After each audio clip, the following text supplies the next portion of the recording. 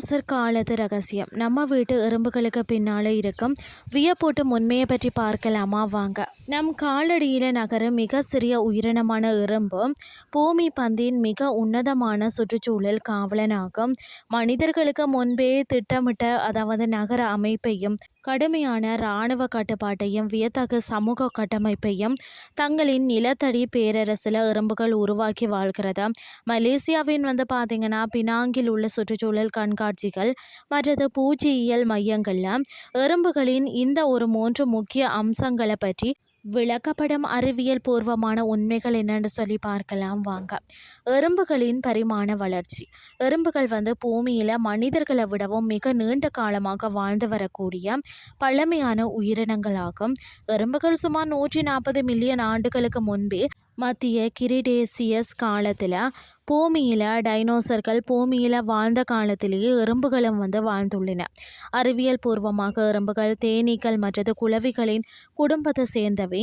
வேட்டையாடும் குணம் கொண்ட ஒரு வகையான குளவி இனத்தில் இருந்துதான் எறும்புகள் காலப்போக்கில் இறக்கைகளை இழந்து தரையில் வாழும் எறும்புகளாக பரிமாண வளர்ச்சி அடைந்தன.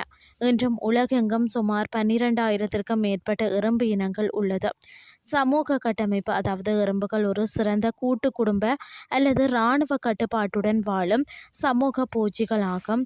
அவற்றின் காலனியில் கடுமையான உழைப்பு பிரிவினை உள்ளது. ராணி எறும்பு ஒரு கூட்டிற்கு ஒரே ஒரு ராணி எறும்பு தான் சில இனங்களில் ஒன்றுக்கு மேலே தலைவியாக இருக்கும். இதன் ஒரே வேலை முட்டையிட்டு தன் இனத்தை பெருக்குவது மட்டும்தான். இவை மற்ற எறும்புகளை விட அளவில் பெரியவை மற்றது பல ஆண்டுகள் உயிர் வாழக்கூடியவையா. வேலைக்கார எறும்புகள் அனைத்தும் இறக்கைகள் இல்லாத பெண் எறும்புகள் ஆகும். ஆனால் இவற்றால் முட்டையிட முடியாது. உணவு தேடுவது கூட்ட காட்டுவது ராணி எறும்பையும் அதன் முட்டைகளையும் பாதுகாப்பது போன்ற வேலைகளை செய்கிறதாம். வேலைக்கார எறும்புகள்லேயே பெரிய தாடைகளை கொண்ட எறும்புகள் தான் போர் வீரராக செயல்படுகின்றதாம். இவை தன் கூட்டை எதிரிகளிடமிருந்து பாதுகாக்கிறதாம். ஆண் எறும்புகள் இறக்கைகளுடன் இருக்கும். இவற்றுக்கு வேலை எதுவுமே கிடையாது.